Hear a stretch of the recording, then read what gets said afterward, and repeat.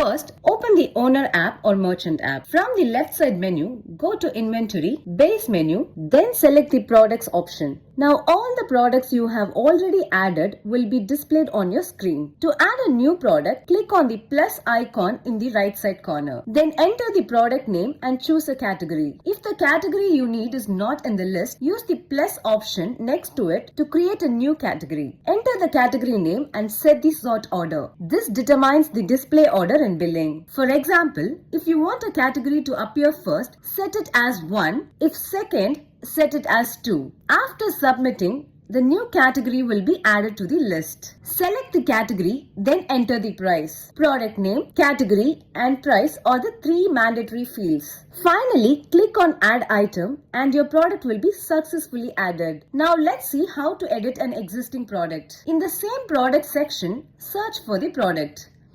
Click on the 3 dots next to the product and select the edit option. You can now change the price, update the category, or modify the product name. After making the changes, click on Update Item to save them. If you want the changes made in the owner app to reflect in the staff app, open the staff app, click on the profile icon on the right side, go to settings, and then open the account information section. Click on the refresh option there. Now all the products you added or updated will instantly sync to the staff app.